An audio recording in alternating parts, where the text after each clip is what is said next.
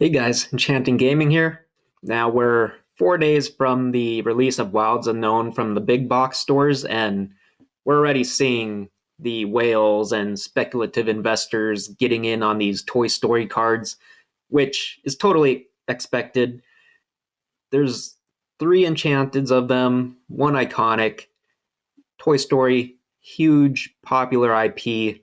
It makes a lot of sense that they'd be jumping on these cards sooner rather than later because they're investors. They're trying to get the cards as many of them as they can, and if they wait for prices to go down to levels they have in the past, they might miss out because someone else is going to jump on it sooner than they did. So, in my opinion, the days of $400 iconics raw are in the past. We're on set 4 of iconics. It things over time they just increase in price, and we're seeing that with the iconics like Buzz right here. He hasn't even dropped to $1,000 yet. We'll look at some of the previous data here. He went down to just below 1,100, I believe, and then he jumped up to 2K after someone bought out a few of the cards that were there. But since then has come back down halfways from that to 1,500. We have 9 current listings between 1,500 and 2K. It kind of almost seems like he's settling out in that 1,500 range, just kind of maybe building some support here for the time being. We'll see how it goes. Maybe get another round of buyouts at some point. But it makes sense to me that Buzz, he becomes the third most popular iconic next to Minnie. You have Pocahontas, Moana, Ariel, Hades. As nice as they are, they just do not top Buzz. Buzz is just too popular. He's gonna reach that Minnie. Like Minnie Mouse, like she even went down just below $800 at one point, and that was it. She never even got down to that $400 price point that the next 2 sets hit. Buzz is holding even more strong than Minnie, although I don't think Buzz ever hits or outdoes Minnie just because she's from Fabled, a set that was not as printed. And when you're talking Mickey and Minnie, the 2 most iconic characters in the Walt Disney collection, Buzz will not hit her ever or outdo her ever. Now, Merida, it's kind of a little weird with her because she is a playable card, although it doesn't seem too many players are wanting to purchase her at this price point, which is reasonable. Now, I don't believe she ever gets to $400 either. I'd be surprised if she actually gets below 600. At 600, I'm a buyer of Merida for certain. I mean, even the $800 price point, it's not like it's horrible either, but look at previous data here. She just broke to $20 below 800 and is kind of settling right now at that 800 point. Got a bunch of sales here around that 8 to 9. Now, I don't know that she ever breaks below 600, to be honest.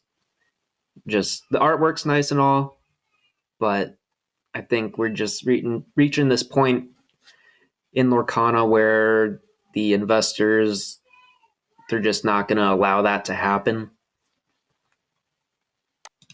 And that kind of rolls us into the Enchanted, especially the Toy Stories, which you see are the 1, 2, and 3 spots here.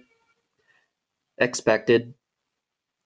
Buzz Woody, number 1, Alien, number 2, Jessie, 3. I don't see them being outdone. It would be the most weird thing to me if another one of these cards took one of their spot or hopped into spot 3, let's say, and outdid Jessie. I just don't see the Incredibles being anywhere as popular as the Toy Stories or Brave, or especially anything under Brave. It doesn't make any sense. We're talking about the first of the Toy Stories. I don't know why anything would outdo them. And you can see the listings here. There's only 11 and 9 in the first 2 spots. Jessie surprisingly has 33. Although, being honest, she was never expected to outdo Aliens and Buzz and Woody. Now, the Enchanted, the thing with them is the quality has not been as good in Wilds Unknown. So if you're expecting to get a 10 card, good luck, to be honest. In my experience opening, I've pulled 6 Enchanteds, and maybe 2 of them will get a 10. The other 4 most certainly will not. They don't have a shot at all. They probably will get like 7s, 8s. Maybe one can squeak out a 9, but the 10s, they've just been so much more elusive in this set compared to Winterspell and Whispers. Enchanted quality was definitely better. I don't really know what happened with Wilds Unknown. They were still given that 3-month period to print the cards out. I'm under the assumption the set was printed a little bit more, but that really shouldn't have affected the Enchanted quality that hugely. It's just weird to me and makes me wonder if the Attack of the Vine set's going to be even worse quality-wise, being it's only got 2 months from Wilds Unknown's release. So making the plays on Enchanteds kind of makes sense if you can especially make sure you're able to see pictures of them. The 10s, I think, are going to go at more of a premium compared to previous sets like Whispers and Winterspell. So, I mean, we've even seen a buyout of the Dumbrock family tapestry occur. I believe that was like in the 40s and someone bought it up. We only have 8 listings now. In one day, I think there was a sale of like 20 of them that occurred. So definitely people are taking note investment-wise. Like, you gotta realize these cards in the years to come, they're gonna be nowhere near these prices today.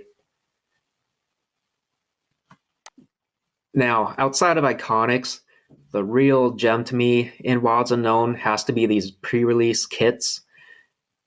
A lot of these were just opened up during the pre-release, so it's kind of like who knows what's all left there in the wild here, sealed. There was a buy-up of the cases on TCG Player. I think someone had bought up like 8 of the cases or something, took it down to 0 listings. Now there is a couple listings back on, but you're talking about essentially $600 to buy a case of 12 of these boxes. And even if you buy the single boxes, there's essentially already a $6 almost premium from the $40 purchase price upon release. And it's not even just the boxes that, to me, are real valuable. It's what's inside the box. You're talking about essentially the chance to pull multiple Enchanteds and an Iconic. From what we've heard from people and seen, there's been people that have gotten 4 or 5 Enchanteds from a single box, which is absolutely nuts to see that there's actual god kits out there. Like, Ravensburger definitely juiced some of these boxes up just to try and get people to attend pre-release, which is kind of great. Get people to try and play Lorcana. So I'm sure we'll see quite the bit of people coming to the Attack of the Vine pre-release. All good. But even outside of God packs being in these, you're talking about 6 different stamp promos being in these. And that's actually huge because you take the number of these boxes, divide them by 6. That doesn't leave like a ton of room for a lot of people to be getting these promos. These promos to me are going to be hot items in the year to come. We've already seen the Cinderella promo get bought up to $20. And I don't think it's going to be too long for these other promos to get bought up. Like, these are essentially the gems of Wilds Unknown. Stamp, first of their kind, first pre-release kit. To me, it just seems like a no-brainer that these would be the thing to pick up, or just the cards themselves, the promos themselves. Just, in all honesty, that's what I'm looking at right here. The Buzz Iconic, he's already up there in price. I'm not looking to hop into him at this juncture. Merida, I'm still gonna just hold the horses on, wait. But these, I will definitely be happy at this juncture to pick these up. To me, they're kind of the grail of Wilds Unknown, if you will. So, yeah, with that, guys, let me know in the comments, what is it that you're wanting to pick up from Wilds Unknown? What do you think are the grails outside of Iconics in this set? And I'll catch you guys in the next one.